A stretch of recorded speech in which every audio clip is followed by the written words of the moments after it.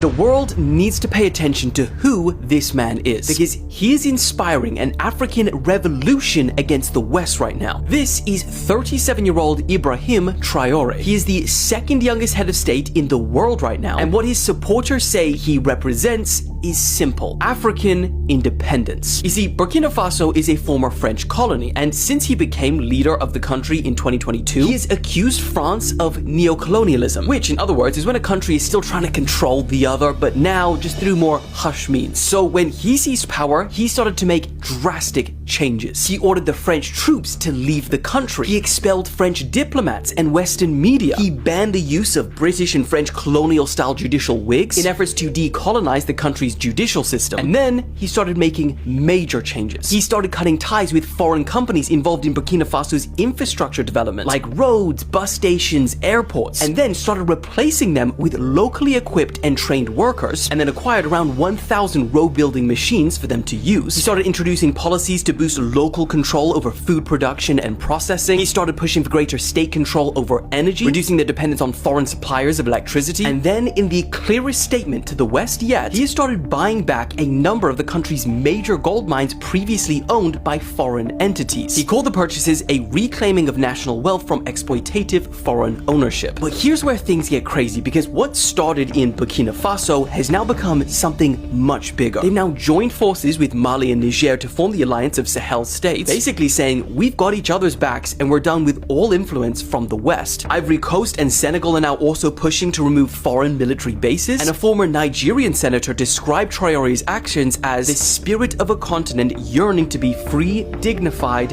and prosperous. And that is exactly why we're seeing it slowly transition from one country in Africa to Africa as a whole. Because the question that's increasingly being asked is, why is such a resource-rich continent that literally powers the world so poor themselves? Now, here's the problem. We've seen revolutions like this in Africa before, and they haven't ended well. Back in the 1980s, Thomas Sankara led Burkina Faso with almost the exact same vision Traore has now, rejecting foreign aid, nationalizing roads and railways, and calling for true African independence. But just 4 years later, he was assassinated. His policies were reversed, and French firms regained contracts for roads, railways, and ports in Western Africa. So is Traore walking that same path? We don't know. But there are reports that he has survived 19 assassination attempts in 2 years. However, not all those claims have been verified. And it's also important to note that Traore has his critics. Some call him a dictator because he rose to power in a coup. He's postponed elections, he's banned the media, and he's cracked down on dissent, and critics saying no country has ever developed under democracy.